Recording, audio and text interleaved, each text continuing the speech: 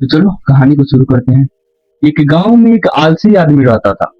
वह कोई काम धाम नहीं करता।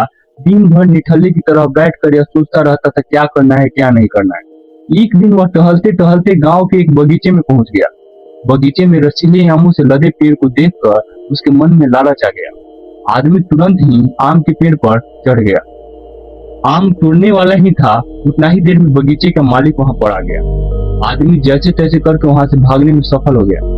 भागते भागते आदमी गांव से बाहर एक जंगल में पहुंच गया।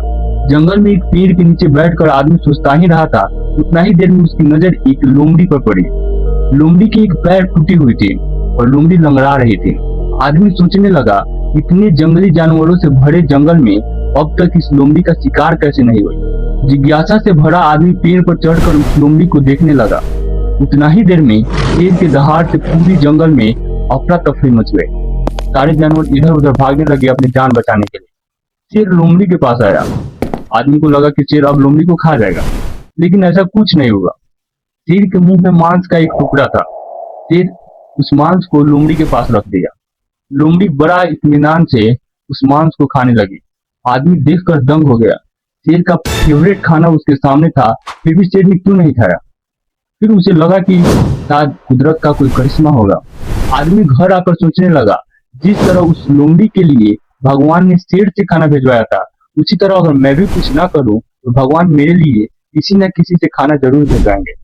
इस सोच के साथ आदमी ने 2 से 3 दिन तक कुछ नहीं किया। बेड पर लेटा रहा। बस उसे लगता था कोई ना कोई आएगा और उसे खाना देगा। बात बर्दाश्त से बाहर जाने लगी। आदमी को घर से बाहर निकलना ही पड़ा। आदमी के घर से कुछ ही मीटर दूर एक पीपल का पेड़ था। उस पीपल के पेड़ के नीचे एक संत बैठे हुए थे। आदमी संत के पास गया और जंगल का सारा कहानी बता दिया। बोला, भगवान मेरे साथ ही ऐसा क्यों करते हैं। उस लोमड़ी के लिए भगवान के पास सब कुछ है, बट मेरे लिए कुछ नहीं। संत मुस्कुराए और बोले, बात ऐसा नहीं है। भगवान के पास तुम्हारे लिए बहुत कुछ है, लेकिन यहाँ पे भगवान तुम्हें शेर बनाना चाहते हैं, लोमड़ी नहीं।